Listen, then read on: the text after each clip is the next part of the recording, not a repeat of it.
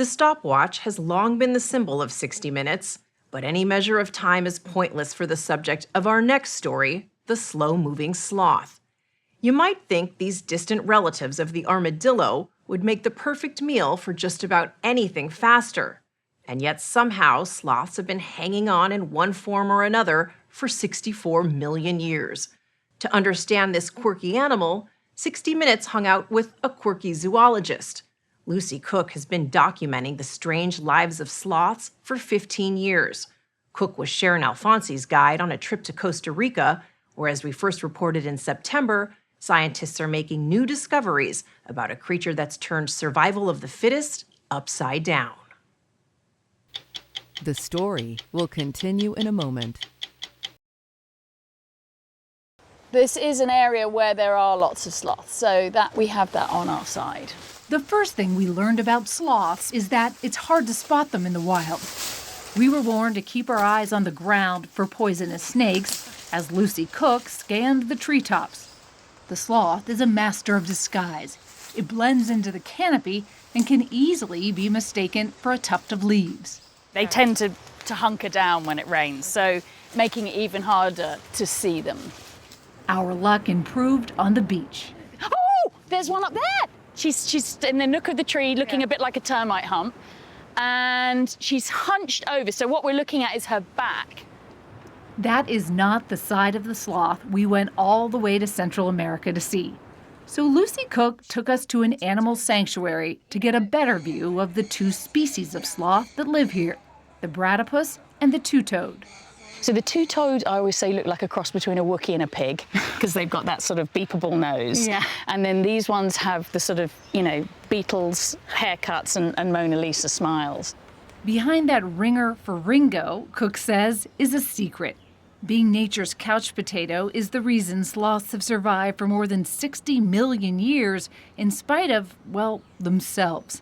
Their eyesight is lousy, their hearing not much better. In a tree, they can move like a Tai Chi master to avoid the eyes of hungry birds of prey. But on the ground, Cook says gravity removes any shred of dignity. Even with a hurricane-strength tailwind, a sloth will top out at a half-mile per hour. The first people that described the sloths, the conquistadors that first observed them, they said terrible things. One said it was the stupidest animal that he'd ever seen, and another said one more defect would have made its life impossible, and they just didn't understand them, Cook says what those early explorers didn't understand, and what is frankly hard to believe when you watch the effort it takes for a sloth just to blink, is that this hairy ninja is uniquely built to survive. Why so slow? Why do they move so slow? Because they're saving energy. They're vegetarians, and leaves don't want to be eaten any more than antelope do, right? So they create a lot of toxins. So the sloth can digest those toxins, but only very, very slowly. They don't want to process them fast, and so they're all about burning as little energy as possible. Sloths spend about 90% of their lives hanging upside down, and typically only climb to the ground for bathroom breaks once a week. With habits like that and nails like this, you can understand why they are solitary creatures and prefer to be alone until they don't. What they do is the females will climb to the top of a tree when they're in heat and scream for sex. Okay. So really low key. Really low key. But they scream in D sharp. Okay. Like that's they make this, I'll do it, and he may well, on the strength of my impersonation, let's see if Teddy, who's a boy, he swipes right. Okay, yeah, exactly. Let's just see if he goes, okay, I'm going to do it.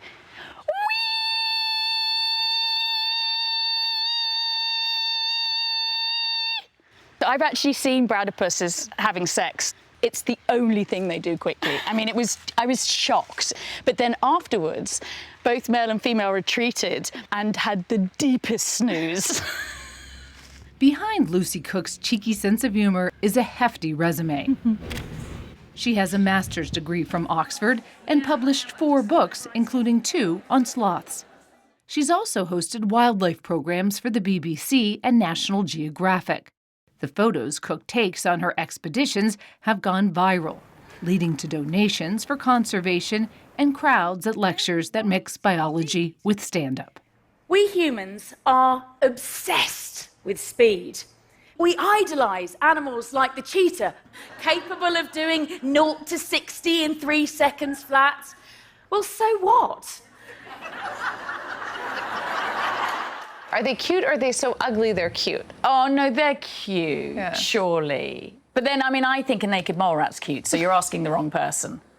You like a B-list animal. Yeah. Bats, hyenas. I mean, there's like a whole list of animals that I think, just have extraordinarily strange and wonderful lives and just, to me, just add to the richness of the universe.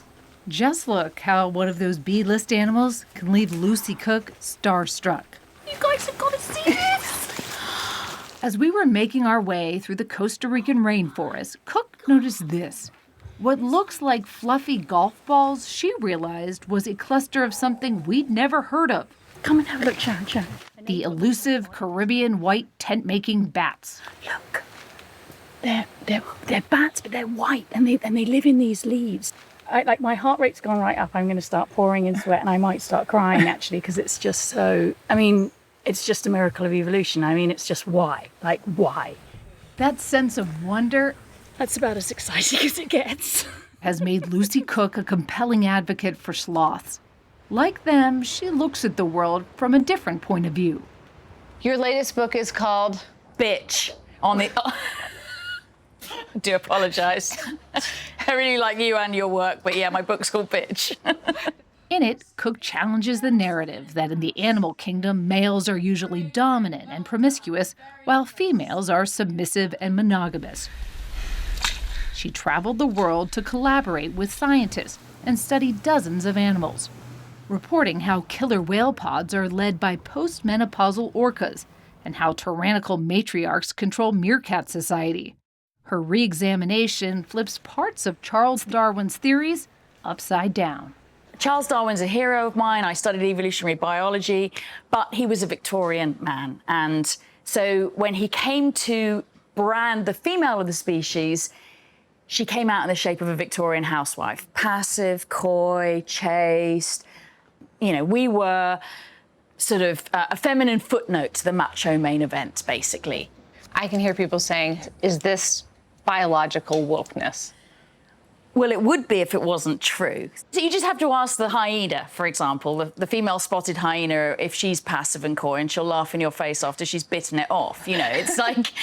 Challenging conventional wisdom is a large part of Lucy Cook's crusade to improve the reputation of sloths. But there is a more somber kind of rehabilitation she wanted to show us. This is the Toucan Rescue Ranch near Costa Rica's capital, San Jose. So sloths are incredibly strong. They care for sloths nearly killed by power lines. How are the sloths injured? So most of the time it's through electrocution, where it'll just look like this straight vine, going through the forest. And so they'll grab a hold of that and then become electrocuted. Leslie Howe was an occupational therapist who started the ranch 19 years ago. Now she has a team of 6 veterinarians to treat the electrical burns. Millions of years of evolution could not prepare the sloths for human sprawl. But the vets told us they believe the sloth's slow metabolism somehow allows them to recover from injuries that might kill other creatures. The Toucan Rescue Ranch also takes in orphans. This is little Geo, and this is Marilyn. And then we have Landon here. Oh, he's a toddler? He's a toddler. And this is our tiniest little Benji. Okay, now my ovaries have cracked. It can take up to 2 years for the orphans to be ready to go back into the wild. We watched as a female named Nasara was prepared for release. She was given a final checkup and a tracking collar before getting a lift to a promising tree. Off she goes. And if she falls asleep in the middle of the release, is that a bad thing? There she goes. Oh, ooh, it's a scary moment. Oh. Mission Impossible has nothing on this. Woohoo! With that high drama behind us, we headed down the Caribbean coast with Lucy Cook to visit another British scientist. Becky Cliff is conducting the first population study of sloths ever. That might seem like low-hanging fruit. It is not. Why is it so hard to get scientific data on sloths?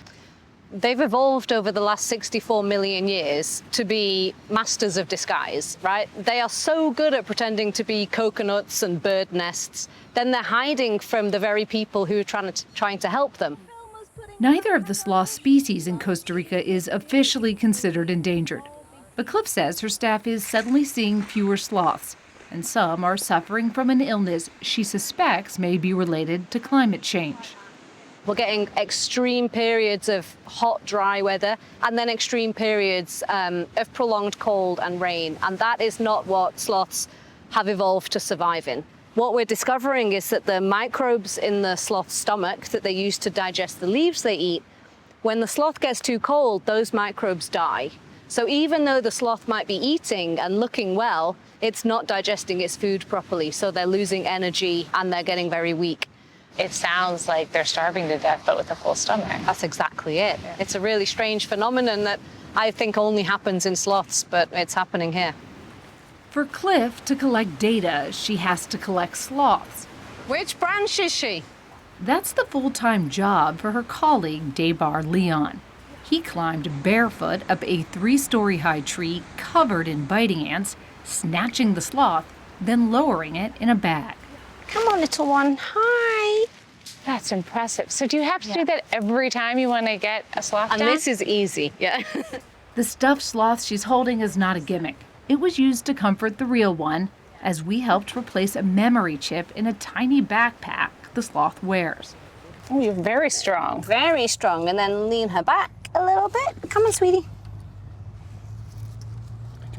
I'm going to clip those little things up. This is like dressing a baby. Yeah. Done. Wham bam. What kind of information does this give you? We collect a lot of manual data in terms of what type of tree she's in, how high in the tree she is. There's also a data logger inside here, which collects a lot of information about her behavior. So even her micro body movements are being recorded inside there. There we go. Yeah, that's a girl. 32 sloths will get backpacks and be returned slowly to the wild. Lucy Cook told us she hopes this study will provide a deeper understanding of an animal we can be too quick to judge. What can we learn from the sloth? We can learn how to be more slow and sustainable ourselves because we need to. You know, we're destroying this planet at an alarming rate. And part of that is because of our addiction to speed and convenience. So if we took a few carefully, slowly digested leaves out of the sloth's book, you know, we might save this beautiful planet and all of the amazing creatures that live on it.